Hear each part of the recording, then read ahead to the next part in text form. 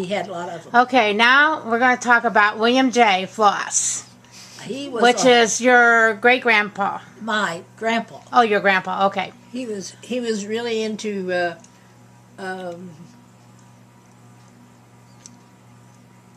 what is it when they go to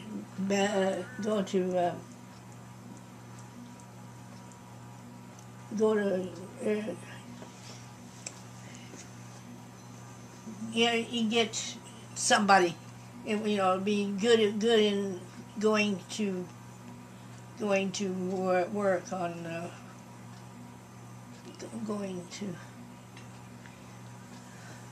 Get people. Yeah, to come and do things and have big things. Oh yeah, he could get people to do lots of things. He was at one time was the superintendent of the Peabody Coal Company number 9. He also was a gentleman farmer.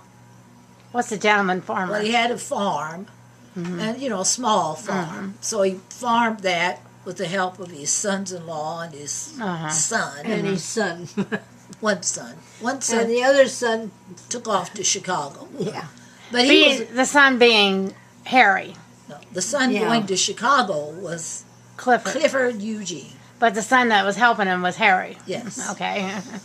But he was a rounder. He was a big gambler. He was a big drinker. He played in a band at one time. He was big into politics. The politics, that's what I was trying to get into. Big into politics. He was always a judge. He was a Democrat. He was a Republican. No, Grandma was a Republican. Oh, was she? It was her. Oh, was he a Democrat then? I think he was. Did they argue about it?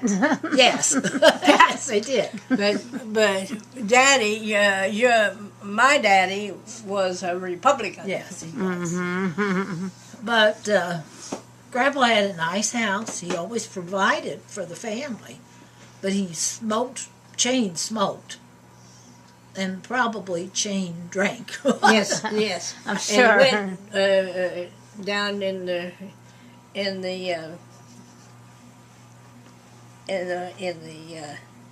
where the horses are at and the cows are at. The barn. The barns.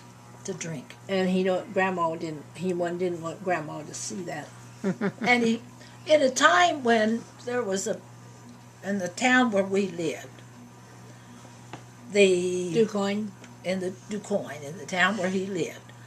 Being Italian was a very unpopular thing. Now, he was a German, through and through. Yeah. But he was friends with all these Italians, which got him into trouble sometimes. Yeah. Because he would stand up for them no matter. And then he would... Yeah, they would provide him with his alcohol. Tasting. And we would take him to town on Saturday night.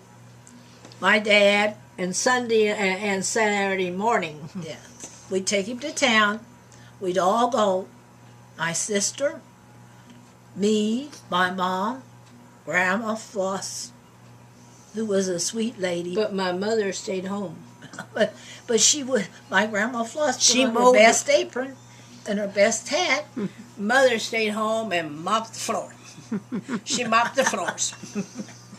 But my poor dad would have to go tavern to tavern. There weren't many taverns in DuQuoin, but he'd have to go to all of them to fish out from the railroad tracks to fish out Grandpa. And then on the way home, he would Daddy would just drag him out. And I thought he was just so funny because he would say funny things and he smelled funny. How little did I know he was drunk as a skunk. But he was. But he provided for his family. He did, and he loved me because I was the first granddaughter with real black hair and brown eyes. And why do you think that? I mean, why? Well, because he'd always wanted a granddaughter with shiny black hair and big brown eyes. What color was your hair? Mine? I was blonde. It was brown. Light brown. It was really. It was when I was about 3 or 4 or 5. I was white headed. But when I was born, I was just had You lots had of, a lot of. She had all. Hers was really pretty. and plus I followed him around at the farm. Yes, you did. Followed him around. I always loved him dearly, and now all those bad habits just went away over my head. I didn't even realize what he was up to. Was your dad that